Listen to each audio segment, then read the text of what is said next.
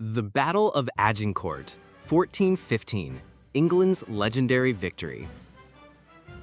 The Battle of Agincourt, fought on October 25, 1415, St. Crispin's Day, remains one of the most celebrated and iconic battles in European medieval history. It was not merely a clash between two armies, but a symbol of how discipline, terrain, and innovative military technology could overcome overwhelming odds. Against all expectations, the English army under King Henry V defeated a much larger French force during the 100 Years' War, 1337 to 1453, securing a place in history that still resonates today. Background of the war. The 100 Years' War was rooted in dynastic disputes between England and France. The English crown claimed rights to the French throne and long-contested territories in Normandy and Aquitaine.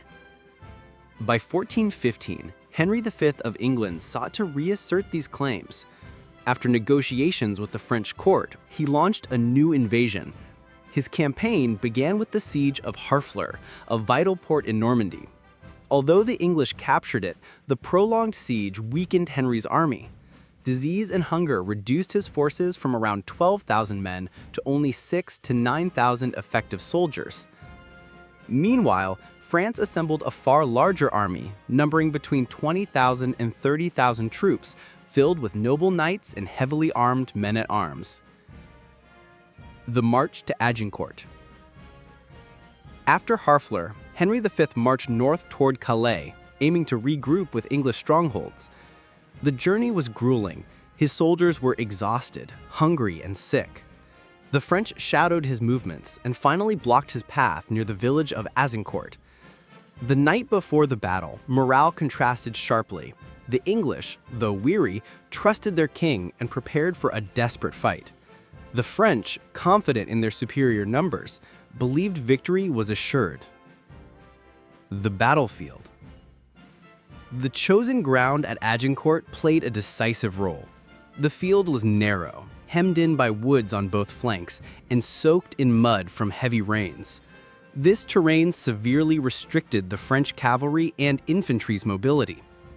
Henry V deployed his longbowmen on both wings and positioned his men-at-arms in the center. The English longbow, already proven at Crécy 1346 and Poitiers 1356, was a devastating weapon that could pierce armor and disrupt formations. The French planned a frontal assault with their heavily armored knights, but the muddy terrain and confined space turned the battlefield into a trap.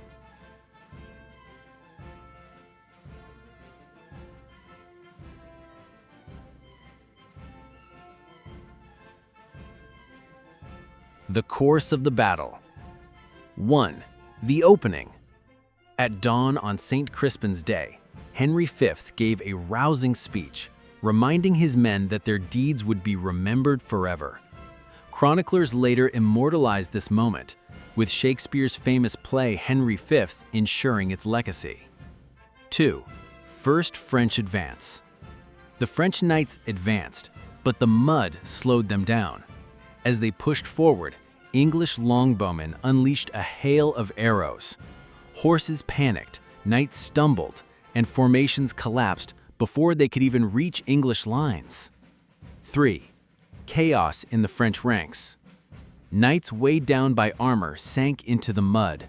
The press of troops behind forced them forward, causing collisions and suffocation. Those who fell could not rise again.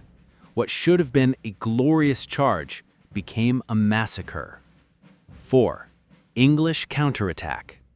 Seizing the moment, Henry ordered his men-at-arms forward. Exhausted French soldiers, trapped and disorganized, were overwhelmed in brutal close combat. Henry himself reportedly fought in the thick of the battle, adding to his legend as a warrior king. 5. The turning point. Further French waves attempted attacks but suffered the same fate. Arrow storms, mud, and chaos destroyed their efforts. In the end, the French army collapsed under the weight of its own disorganization. Casualties and outcome. The disparity in losses was staggering. English casualties, about 400, including Edward, Duke of York. French casualties, between 6,000 and 10,000, with thousands more captured. Notable French nobles perished, including Jean II, Duke of Alençon, while others, like Charles, Duke of Orleans, were taken prisoner. The victory shocked Europe. Against impossible odds, Henry V and his outnumbered army had humiliated France. Long-term consequences. 1. English prestige. Agincourt cemented Henry V's reputation and boosted English morale. His later campaigns culminated in the Treaty of Troyes, 2020, which recognized him as heir to the French throne. 2. French crisis. The French nobility suffered devastating losses, destabilizing the feudal structure and weakening France politically and militarily. 3. National symbol for England. Agincourt became an enduring tale of courage. Shakespeare's Henry V immortalized it with the Band of Brothers speech, echoing through centuries of English identity. 4. Military evolution. The battle demonstrated the decline of traditional knightly cavalry against disciplined infantry and ranged weapons. The longbow, in particular, proved decisive in shaping late medieval warfare. Legacy. Though England's long-term control in France eventually waned after Henry V's death, Agincourt remained a powerful symbol. It was remembered as the triumph of strategy, discipline, and spirit over overwhelming odds. To this day, the Battle of Agincourt is celebrated as one of the greatest English victories of the Middle Ages, an event where mud, arrows, and determination rewrote history.